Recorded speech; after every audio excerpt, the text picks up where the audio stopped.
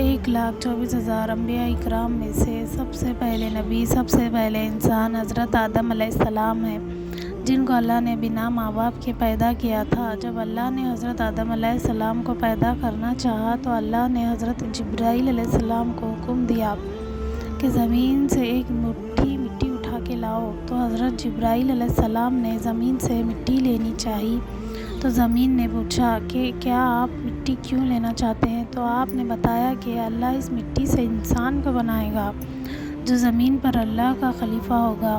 اس پر زمین کہنے لگی میں خدا کی پناہ مانگتی ہوں اس بات سے کہ مجھ سے کچھ کم کیا جائے کہ میری کوئی چیز خراب کی جائے۔ تو حضرت جبرائیل علیہ السلام بنا مٹی لیے واپس چلے آئے اور اللہ سے عرض کی اے میرے رب، زمین نے تیری پناہ مانگی ہے تو میں تیرے نام اور تیرے عزت کا ادب رکھتے ہوئے واپس آ گیا اور اسے پناہ دے دی۔ پھر اللہ نے حضرت میکائیل علیہ السلام کو بھیجا تو وہ بھی اسی طرح واپس آ گئے۔ پھر اللہ نے حضرت جبرائیل علیہ السلام کو بھیجا۔ جب زمین نے ان سے پناہ مانگی تو انہوں نے فرمایا میں اس بات سے اللہ کی پناہ مانگتا ہوں کہ اس کے حکم پر عمل کیے بغیر چلا جاؤ۔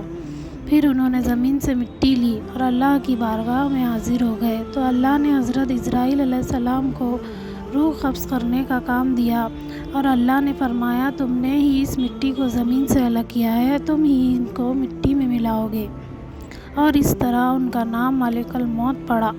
ہمارے نبی ارشاد فرماتے ہیں کہ اللہ نے حضرت آدم علیہ السلام کو ایک مٹھی مٹی سے پیدا کیا ہے جو پوری زمین سے لائی گئی تھی، جس میں لال، سفید، کالی، نرم اور سخت مٹی شامل تھی۔ بعض مفسرین کا ہے کہ حضرت آدم علیہ السلام کی مٹی میں 7 قسم کے رنگ شامل تھے۔ وہ تمام رنگ اب کی اولاد میں شامل ہیں۔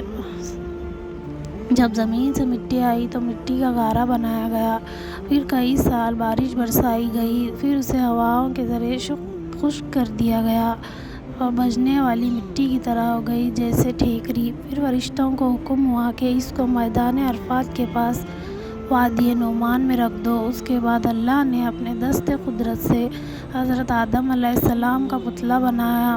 جب حضرت آدم علیہ السلام کا وجود بن گیا تو فرشتوں نے کبھی ایسی شکل و صورت نہیں دیکھی تھی۔ وہ حضرت آدم علیہ السلام کا چہرہ دیکھ کر بڑے حیران ہو گئے۔ پھر 40 سال تک پتلے کی صورت میں ہی اسی طرح وہ بے جان پڑا رہے۔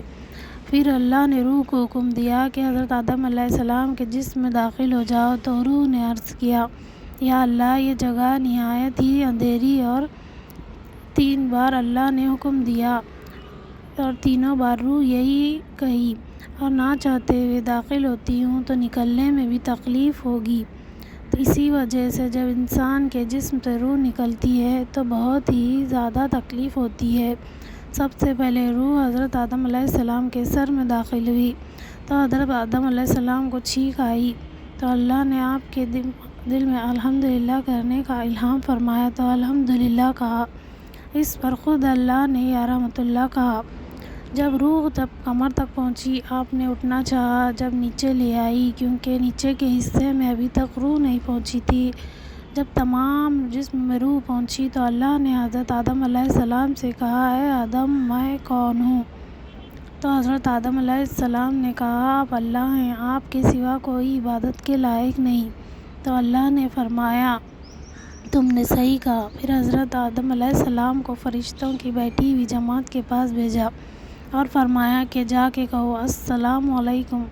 انہوں نے فرشتوں سے کہا السلام علیکم، تو فرشتوں نے جواب دیا وعلیکم السلام ورحمۃ اللہ۔